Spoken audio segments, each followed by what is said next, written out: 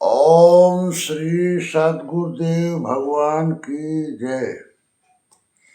प्रश्न है कि श्री कृष्ण का दिव्य दृष्टि देना क्या है।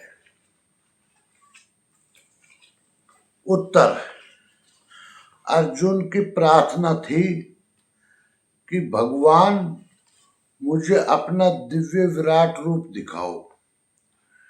इस पर भगवान श्री कृष्ण ने अर्जुन की प्रार्थना स्वीकार कर अपना दिव्य विराट रूप दिखाना शुरू करते हुए गीता 11/5 में श्री कृष्ण कहते हैं, श्री भगवान वाच पश्ये में पार्थ रूपाणी सत्सोथ सहस्रश नाना विधानी दिव्यानी नाना वर्णाकृतिनी च। गीता 11/5। भगवान श्री कृष्ण कहते हैं, पार्थ मेरे सैकड़ों तथा हजारों नाना प्रकार के और नाना वर्ण तथा नाना आकृति वाले दिव्य स्वरूप को देख। गीता 11/6 में श्री कृष्ण कहते हैं, पश्यादित्यान वसुंत्राद्रन अश्विनो मरुतस्तथा बहुन्य दृष्ट पूर्वाणी पश्चाश्चर्याणि भारत। गीता 11/6।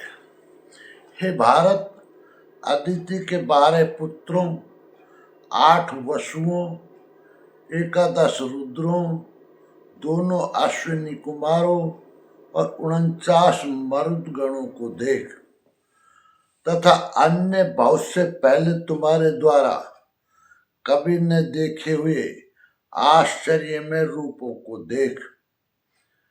गीता 11/7 में श्री कृष्ण कहते हैं,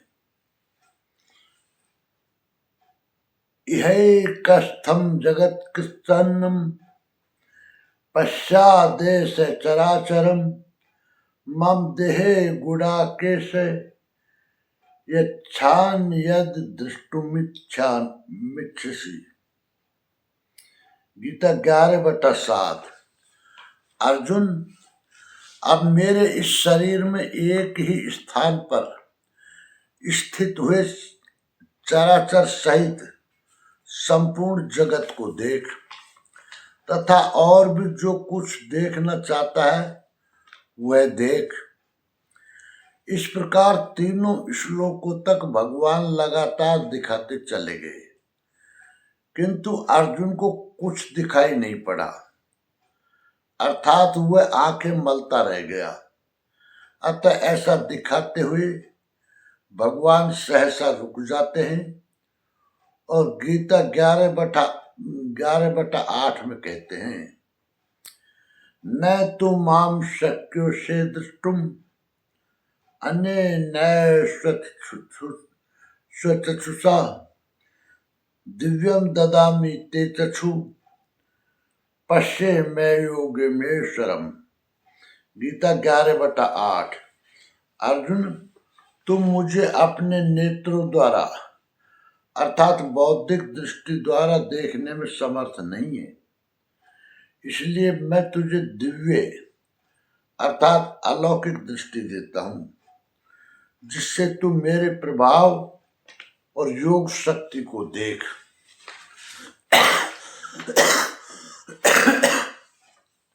इधर योगेश्वर श्री कृष्ण के कृपा प्रसाद से अर्जुन को वही दृष्टि प्राप्त हुई, उसने देखा, और उधर योगेश्वर व्यास के कृपा प्रसाद से वही दृष्टि संजय को मिली थी। जो कुछ अर्जुन ने देखा अक्षर से वही संजय ने भी देखा और उसके प्रभाव से अपने को कल्याण का भागी बनाया।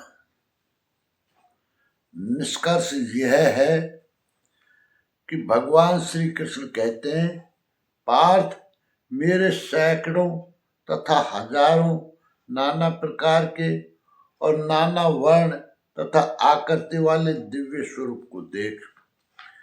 अदिति के 12 पुत्रों, 8 वसुओं, 11 रुद्रों, दोनों अश्विनी कुमारों और 49 मर्द गणों को देख, तथा अन्य बहुत से पहले तुम्हारे द्वारा कभी न देखे हुए आश्चर्यमय रूपों को देख। अब मेरे इस शरीर में एक ही स्थान पर स्थित हुए चराचर सहित संपूर्ण जगत को देख, तथा और भी जो कुछ देखना चाहता है वह देख। इस प्रकार तीनों श्लोकों तक भगवान लगातार दिखाते चले गए, किंतु अर्जुन को कुछ दिखाई नहीं पड़ा। वह आंखें मलता रह गया। अतः ऐसा दिखाते हुए भगवान सहसा रुक जाते हैं। अर्जुन, तू मुझे अपने नेत्रों द्वारा देखने में समर्थ नहीं है, इसलिए मैं तुझे दिव्य दृष्टि देता हूं, जिससे तू मेरे प्रभाव और योग शक्ति को देख। इसका आशय यह है कि भगवान श्री कृष्ण ने अपना दिव्य विराट रूप जब दिखाना चाहा तो अर्जुन को शरीर की आंखों से कुछ भी दिखाई नहीं दिया। तो भगवान ने अर्जुन के मन को पकड़कर मन की चंचलता रोक दी, अर्थात मन की दृष्टि अर्थात मन की सूरत को रोक दिया। मन की दृष्टि अर्थात सूरत जब भगवान के रूप पर रुक गई, तब भगवान के दिव्य विराट रूप के दर्शन हुए। अर्थात मन की सूरत को ही दिव्य दृष्टि कहते हैं।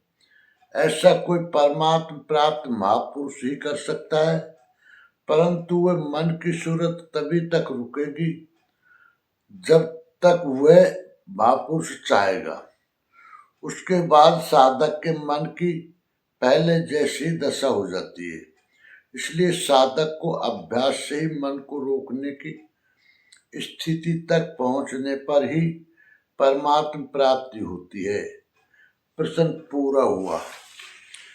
संपूर्ण जानकारी के लिए देखें परम पूज्य योगेश्वर स्वामी श्री अड़गड़ानंद जी महाराज की व्याख्या यथार्थ गीता। ओम श्री सद्गुरुदेव भगवान की जय।